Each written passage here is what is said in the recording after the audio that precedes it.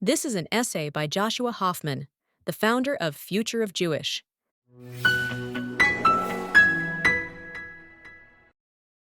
For most of Jewish history, Israel was not something Jews could take for granted. It was something they could barely imagine. Jews spoke about Jerusalem while living in Baghdad, Warsaw, Fez, Tehran, New York, and Buenos Aires. They faced Jerusalem when they prayed. They mentioned its rebuilding at weddings. They ended Passover Seders with the promise of returning there. They fasted every year to mourn its destruction. Generations of Jews lived and died without ever seeing the land they mourned. Then, almost impossibly, the Jewish state returned. Today, Israel has cities, universities, highways, major technology companies, beaches, sports teams, elections, traffic jams, television shows, celebrities, restaurants, and arguments about the price of groceries. It has in many ways become normal. That normality is one of Zionism's greatest achievements. It may also be one of its greatest dangers, because once something becomes normal, people begin to assume it is permanent. Many Jews in Israel and across the diaspora now take Israel for granted, not necessarily because they do not care about it, but because they have never known a world without it. Israel is simply there. It appears on maps. Flights come and go every day. Its government governs. Its athletes compete under its flag. Its soldiers protect its borders. Its technology powers many parts of the modern world. The Jewish state can begin to feel like a fact of nature rather than one of the most improbable achievements in human history. The Jewish holiday of Tisha B'Av, meaning the ninth day of the Hebrew month of Av, which we observe today, exists to destroy that illusion. Every year, Jews sit on the floor and mourn the destruction of Jerusalem. We read the Book of Lamentations and remember a city that once appeared permanent, a temple that once seemed indestructible, and a Jewish society that could not imagine losing everything it had built. Tisha B'Av is not only a day about what happened 2,000 years ago, it is a warning against historical arrogance. It reminds us that Jewish sovereignty has existed before, and it has disappeared before. The Jewish people once had a capital, a government, an army, a priesthood, political institutions, and a national center in Jerusalem. Jews were not always exiles dreaming of return. They were once a sovereign people living in their own land, until they were not. The temples were not destroyed because Jews had failed to build anything. They were destroyed after Jews had built something extraordinary. That is precisely the point. Civilizations rarely believe they are fragile while they are flourishing. Institutions rarely imagine their own collapse.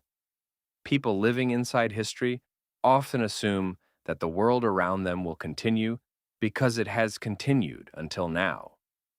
Jerusalem's destruction was not merely the loss of a building, it was the collapse of an entire Jewish world.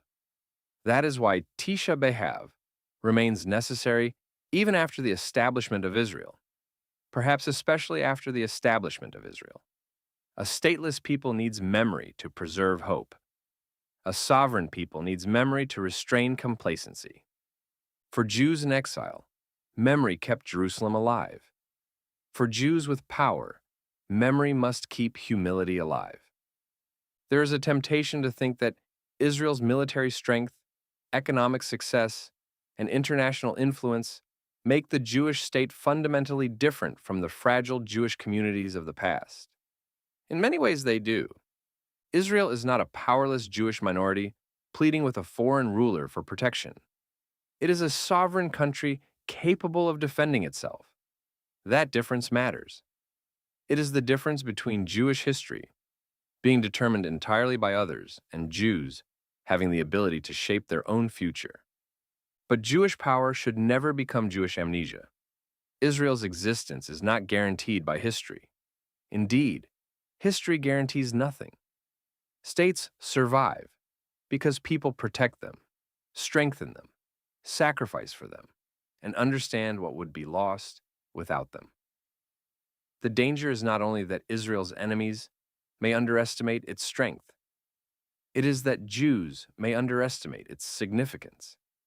For many Israelis, the country can become merely the place where they were born. Its Hebrew language, Jewish calendar, national institutions, and Jewish majority feel ordinary because they have always been present. Young Israelis can grow up frustrated by the government, the cost of living, the religious establishment, the secular establishment, the traffic, the bureaucracy, and the endless political arguments without ever fully confronting how historically abnormal their normal lives are. They can speak Hebrew without considering that, for centuries, Hebrew was largely a language of prayer and text rather than street signs, romantic relationships, comedy shows, and arguments with taxi drivers. They can complain about the state without remembering that generations of Jews had no Jewish state to complain about. They can leave Israel believing it is merely one country among many, without realizing that every other country they might move to is ultimately someone else's national home. None of this means Israelis must admire every government or accept every policy. Taking Israel seriously does not require political obedience. A state worthy of Jewish memory must also be worthy of Jewish debate. But there is a difference between criticizing Israel because one feels responsible for it and dismissing Israel because one assumes it will always be there. There is a difference between demanding that the Jewish state improve and forgetting what it means for the Jewish people to possess a state at all. Diaspora Jews face a different version of the same problem. Israel may become a vacation destination, a summer program, a political issue, or an occasional crisis appearing in the news. Some diaspora Jews relate to Israel primarily through fear. They think about it when rockets fall, wars begin, hostages are taken, or anti-Semitism rises. Others relate to it primarily through politics. Israel becomes a test of ideological purity, something to defend, condemn, distance themselves from, or use as evidence in arguments with other Jews. But Israel is not merely a cause. It is not a charity project. It is not a foreign policy debate. It is the restoration of Jewish life in the place from which Jewish life was torn. Jews do not have to live in Israel to understand that, but Jews who see no connection between their own Jewish existence and the existence of Israel have forgotten something fundamental. For 2,000 years, Jews did not preserve the memory of Jerusalem so that their descendants could one day treat Jerusalem as someone else's concern. They did not place the longing for Zion at the center of Jewish prayer because they expected future Jews to view Zion as an optional political interest. Tisha B'Av reveals the depth of that connection. A people does not mourn the destruction of a foreign city every year for 2 millennia. It does not face that city in prayer. It does not break a glass at weddings to remember it. It does not promise, generation after generation, to return. The continued observance of Tisha B'Av is one of the clearest proofs that Jewish attachment to Israel was never invented by modern Zionism. Zionism transformed an ancient memory into modern political action. The Jewish state was built because Jewish memory refused to die. Now the Jewish state must help ensure that Jewish memory does not die. Israel cannot assume that sovereignty alone will sustain Jewish identity. A Jewish flag, Jewish army, and Jewish majority do not automatically produce a society that understands Jewish history. Israel can become physically Jewish while becoming historically forgetful. It can preserve Jewish power while losing sight of why Jewish power became necessary. It can teach military victories without teaching the centuries of vulnerability that preceded them. It can celebrate independence without fully explaining dependence. The dependence Jews once had on kings, governments, churches, rulers, mobs, and political movements that could withdraw their protection at any moment. A Jewish state without Jewish memory risks becoming merely a Hebrew-speaking country on the Mediterranean. Its citizens may know how the state functions without knowing why it matters. Tisha B'Av prevents Jewish independence from becoming shallow. It forces a sovereign people to remember what sovereignty costs, and what its loss once cost far more. The lesson is not that Israel is constantly on the verge of destruction. The lesson is that no achievement exempts a people from responsibility. Memory is not panic. Memory is discipline. It tells Israelis and Jews across the diaspora that the state we inherited must be protected.